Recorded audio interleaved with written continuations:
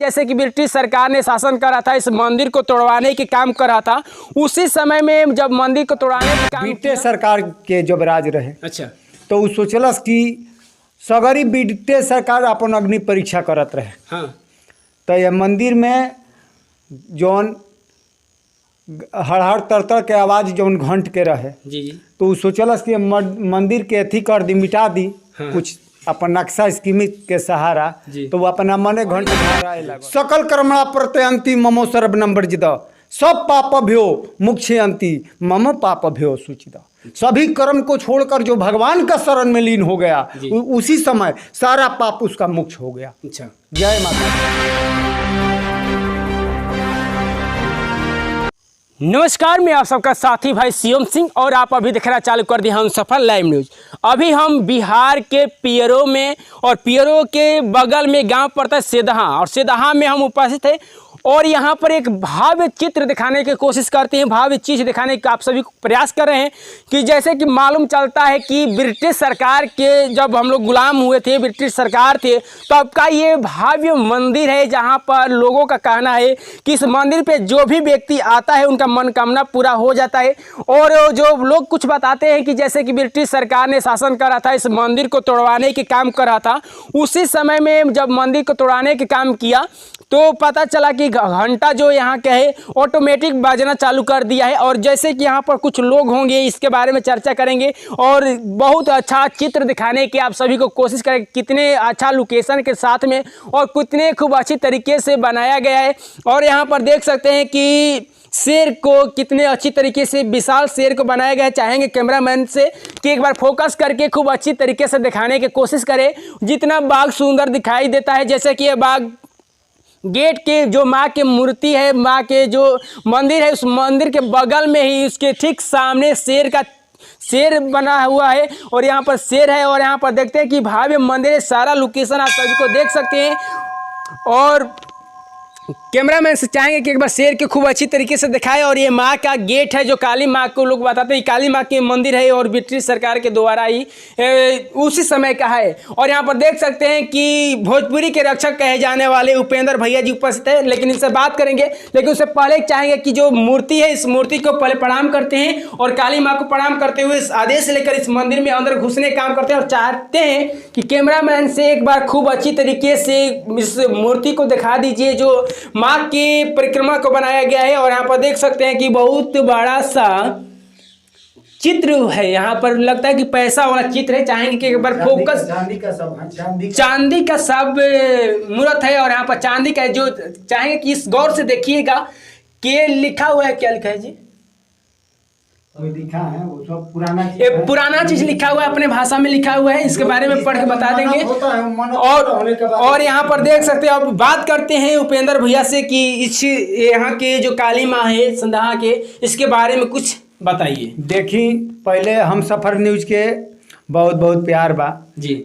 काली जी सिद्ध पीठ बाड़ी, अच्छा, जो आदि शक्ति भवानी जी जी, यहाँ के तब वर्णन हमने के नमन विनती करत नहीं जाए यहाँ के कि जे जौन मन्नत मांगेला, अच्छा, वो एकदम स्वयं पूरा होला। हाँ, जे जौन मन्नत मांगेला वो स्वयं पूरा होला। अच्छा, यहाँ के महिमा अपरंपार निराला बा। 52 गो स्वरूप में एगो यहाँ का अलग स्वरूप बा। हाँ, ब्रिटिश सरकार के जब राज रहे, अच्छा, तो उ सोचलस कि सगरी ब्रिटिश सरकार अपन अग्नि परीक्षा करत रहे। हाँ, तो ये मंदिर में जौन हड़हड़ तरतर के आवाज़ जौन घंट के रहे, जी जी, तो उ सोचलस कि मंदिर के अथी कर दी, मिटा दी। हाँ। कुछ अपन नक्शा स्कीम के सहारा, तो वो अपना मने घंट घाराए लगल। अच्छा, तो एजा के वर्णन यहाँ के आदि शक्ति भवानी बानी, जेकरा के जवन चहली तवन भइल। अच्छा, पूरा हमार उजागर, पूरा देश गांववासी जहाँ जहाँ भी बाड़े सब कोई जय जय बात मांगता, जे भी मांगेला दिल से ओकर मनोकामना पूरा होला। अच्छा, तो बहुत और कुछ पूछल चाहिए बारे में पूछी।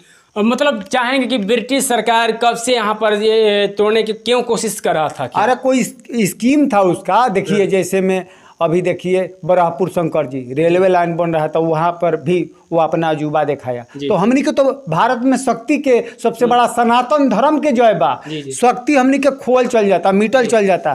जो शक्ति आजो बा, आज हमनी के लेके माई के आंचल में, और माई से बढ़ के आंचल के करबा दाया माया छाया के भंडारी बाड़ी।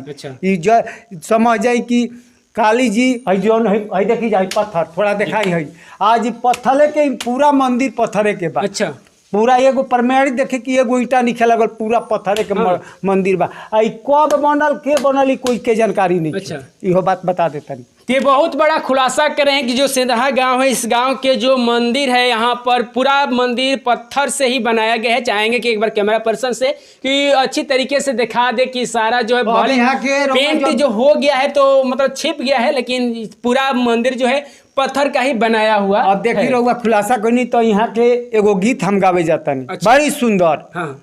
जो उनकी मन में लालसा लागल बा, हमनी के तो गाय के ना है जा, लेकिन एगो काली जी के यह रूप बा कि जीभ लटकौले बाड़ी, यही पर हमनी के गाना गावे के बा। जय माँ काली। अरे जीभ लटकौले बाड़ू मुंडी के माला, तो न जे कर होई बबुआ पाव होई काला, मुहावा पखुनावा के लाली होई, मुहावा पखुनावा के लाली होई, त बबुआ जानी जई हई है से दहा वाली हई। अंतरा में बा, अरे कतना दिन से मनले रही, दिलवा से ज्यादा हम जनले रही, जे कर रूप बा भयानक खपड़ वाली हई, जे कर रूप बा भयानक खपड़ वाली हई, त बबुआ जानी जई हई है से दहा वाली हई। भैया एक सवाल करेंगे कि कुछ आप मंदिर के बारे में खूब अच्छी तरीके से बखान किए, चर्चा किए, इससे मतलब हम मानते हैं, लेकिन कुछ लोग का मानना है कि देवी देवता होते ही नहीं है, केवल बकवास है, ढोकसला है। वो देखिए जो प्रकृति में बन के जे आइल बा वो बकवास बा, वो निगेटिव बा। जो आज सनातन धर्म बा, सब रामायण महाभारत इंद्रजाल गीता पुराण हमनी के गवाह देता। हमनी के आज बन के कैसे आयल बन जा, कैसे हमनी के कौना मार्ग से चलत नहीं जा। आज मान ली कि हमनी के अकित ज्ञान ना रही तो ऊपर के छाया ना रही तो भगवान के सनातन धर्म के ऊपर से ब्रह्मा विष्णु महेश जो भी देवी देवता 56 कोटि के देवी देवता के छाया ना रही तो हमनी का जे धरती पर ना रहती जा। कब का होता, कौन वायरस फैलता, वो घरिया जे कहता कि हम ना मानिला तो वायरस में काहे मास्क लगा के चलता। आज देखे पूरा कोरोना में भोजपुरिया से रूपेंद्र सिंह डांग से पहाड़ तक घूमल, लेकिन मास्क के हाल ना जनल। इनकर हाल जननी, इनके काया माया छाया से आज हमारा सबसे बड़ा, आज देखी 12 बार विंध्याचल मैहर घूमे जाइला साल में। इनका शक्ति के सामने हमारा खातिर कोई के शक्ति काम ना करे। कहल बा कि जे के राखे साइया मार सके ना कोई, जेकरा के ऊपर वाला के छाया रही तो नीचे तो कोई बाल बाका नहीं कर सकत। लेकिन भैया देखा जाए तो दिन पे दिन सनातन धर्म जो पिछड़ा होता जा रहा है, मतलब लोग इनको बकवास मान रहे हैं आज के डेट में। देखा जाए तो सनातन धर्म को देखी जे मानत ओकरा ले बेवकूफ, ओकरा ले बुरा, हमके तो अभद्र ना नु बोलम जा। ओकर जितना सोच बा उतना ओकर अपन प्रोडक्ट्स कर रहल बा, वो अपना सब्सक्राइब लाइक व्यू खाती मीडिया से अपन पूछता सोचता कि हम देखी सनातन धर्म के रउआ सीखे के होई, जाए के होई। तो आज देखी जा जब आदमी के उजर हो जाता तो काहे जाके ओइजा समझे कि देव मुंगा उगोरता राजा साहब के किला। देखी सनातन धर्म से बड़ा आज कौनो भी डॉक्टर देखी बड़ा बड़ा डॉक्टर गौर करी खुलासा करता ऑपरेशन थिएटर में हिलावत तरसन, तो भगवान के नाम लेवे खातिर बहरी आदमी के भेजा तरसन कि जा तू भगवान के नाम लो, हम ऑपरेशन हो रहा बा। काहे निकस वही शैतानवन के नाम काहे निकस लिवावत जौन कहता वो भगवान के नाम लेता, अंडरग्राउंड होके लेता, मुँह पर रउआ हमरा से कुछ कहता। तो आज के डेट में देखा जाए तो भगवान के लेकर अक्सर लड़ाई भी हो जाती है। भगवान हमनी के काली जी बाड़ी, काली जी तब विवादित बयान हमनी के उचित शोभा नहीं खेदे। अच्छा। समझ गई बात के। हमनी के आदि शक्ति भवानी बाड़ी हमें जौन रुआ लगावे कोई बढ़िया लागी, कैसे या बहुत बहुत माने शक्ति स्थान। चाहेंगे कि भैया चलते चलते कुछ और बात कर लेंगे कि यहाँ पर जो और को कुछ बताना है चाहेंगे कि एक बार चारों तरफ से आई हैं, परिक्रमा कर लेके दीजिए आई। और यहाँ पर लोकेशन भी देखी दिखा लोग दीजिए। बहुत सुंदर एगो श्लोक से सम्मानित करतानी अपना माई खाती, जी अपना माई खाती एगो श्लोक से सम्मानित करतानी। वो श्लोक कहीं ना सुने के मिली। अच्छा। रउआ एजा ले लेके, बनारस ले लेके, विंध्याचल ले लेके कहीं ना मिली। सकल कर्मणा प्रत्यंती ममो सर्वनम वर्जित, सब पापभ्यो मुक्ष्यन्ति मम पापभ्यो शुचिता। सभी कर्म को छोड़कर जो भगवान का शरण में लीन हो गया, उसी समय सारा पाप उसका मुक्त हो गया। अच्छा। जय माता दी।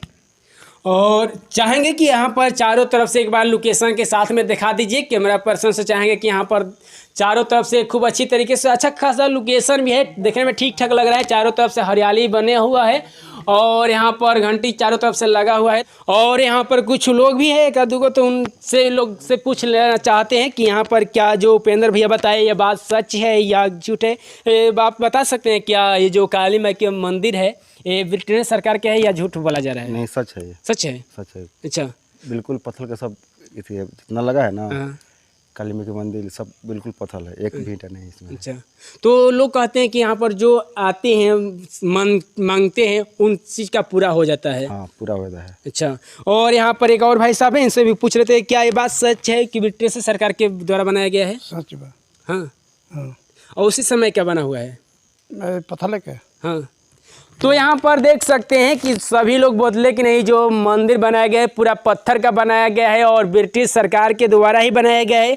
और ठीक उनके मंदिर, काली माँ के मंदिर के सामने शेर का बनाया गया है। तो आप देख रहे थे खूब अच्छी तरीके से शेर को बनाया गया है, खूब अच्छी तरीके से यहाँ पर सजाया गया है।